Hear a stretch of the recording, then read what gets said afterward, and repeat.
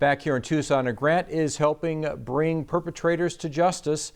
9 on Your Side's Luzdelia Caballero explains how the Sexual Assault Kit initiative is already making a difference in clearing a backlog of unsolved cases.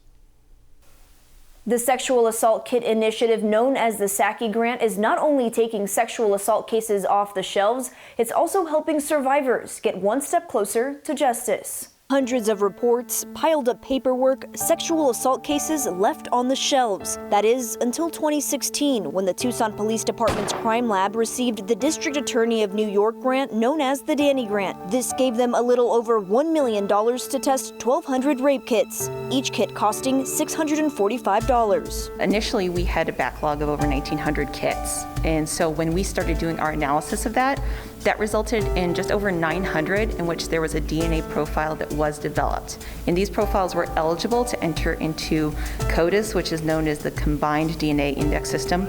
According to the CDC, more than 1 in 3 women are sexually assaulted in their lifetime. Nearly 1 in 4 men are sexually assaulted in theirs. And 1 in 2 people who are gender nonconforming. There are survivors all around us. Colleen Phelan, a victim advocate with the Pima County Attorney's Office, says those statistics are underreported, meaning countless victims are oftentimes left waiting for answers, closure, justice.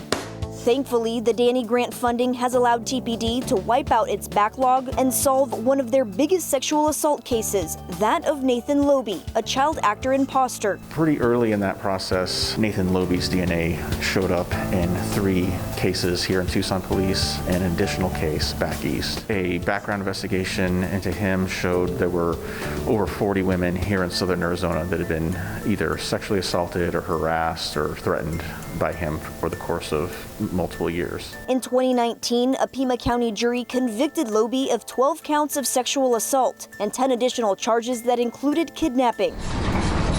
He's serving more than 250 years in prison. That same year, Pima County received $2 million as part of the SAKI grant, funding that will go through 2022. And this is something that we share with the Pima County Attorney's Office as well as the Pima County Sheriff's Department. A collaborative effort that has kept TPD's backlog at bay, has helped the Pima County Sheriff's Department work on theirs, and has led to more than 400 DNA hits between the Danny and SAKI grant. So that means 430 known offenders that we can reopen these cases and re-investigate them and then deliver some answers to victims. And while this funding is helpful, Detective Picas is the first to recognize these grants can only do so much. We're also using better technology, and that's evolving all the time. So there's an opportunity to catch up with these folks and get these predators off of the street. As more and more people's DNA is put into the system, we're able to identify more serial predators. So while cases may be decades old, it doesn't necessarily mean they'll go cold. I think that DNA has come a long way. It's going to continue to come a long way.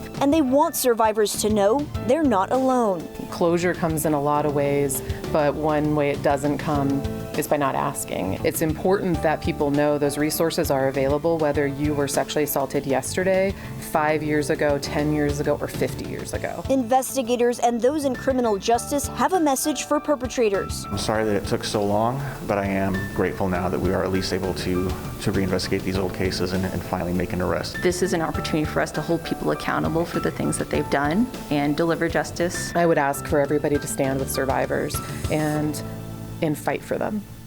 We'll have resources for sexual assault survivors on our website, KGAN9.com. Luzdelia Caballero, KGAN 9, on your side.